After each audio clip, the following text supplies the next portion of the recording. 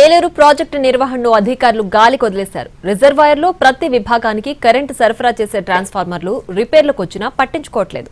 ఊహించిన రీతిలో వరదొస్తే సమస్య తీవ్రత కనిపిస్తుంది. అయినా సరే అధికారులు మాత్రం ఈజీగా తీసుకుంటున్నారు. కాకినాడ జిల్లా ఏలేశ్వరంలో ఏలేరు రిజర్వాయర్ ఉంది. ఏజెన్సీ ప్రాంతం నుంచి ప్రతి ఏడాది వర్షాకాలంలో భారీగా వరద ప్రవాహం వస్తుంది. 10 క్రస్ట్ గేట్లను ఎత్తి అదనపు జలాలను దిగువ ప్రాంతాలకు వదిలేస్తారు. ఈ గేట్లు బాగా పనిచేయాలంటే కరెంటు సరఫరా ఖచ్చితంగా ఉండి తీరాలి. విద్యుత్ ఉత్పత్తికి సంబంధించి ట్రాన్స్ఫార్మర్లు పోయి రోజులు గడుస్తున్నాయి.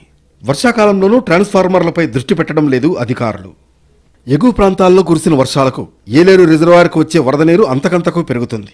అధికారులు మాత్రం అంతా బాగానే ఉందని చాలా తేలికగా తీసుకుంటున్నారు. ఈ ఈజీ వైఖరితో రిజర్వాయర్కు ముప్పు ఏర్పడుతోంది.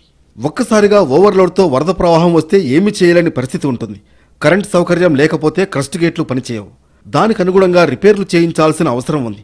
కానీ అది అంత పెద్ద సమస్యగా చూడడం లేదు అధికారులు. నిర్లక్ష్యం స్పష్టంగా కనిపిస్తుంది.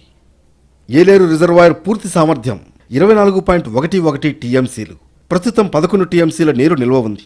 ఈ ప్రాజెక్టు కింద 53,000 ఎకరాలకు సాగునీరు అందుతోంది.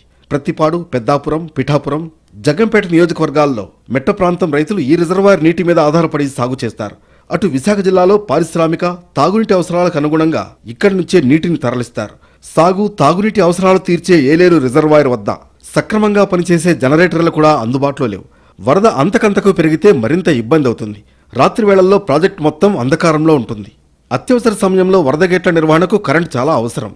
ఎంతటి వరద వచ్చినా ఇబ్బందులు లేకుండా ఎదుర్కోవడానికి సిద్ధంగా ఉన్నామని అధికారులు చెబుతున్నారు. కానీ నిర్వహణ లోపం, నిర్లక్ష్యం ఇలానే ఉంటే ఏదో ఒకరోజు ప్రమాదం కొని తెచ్చుకున్నట్లేనని స్థానికులు భయపడుతున్నారు. అధికారుల తీరును తప్పుపడుతున్నారు.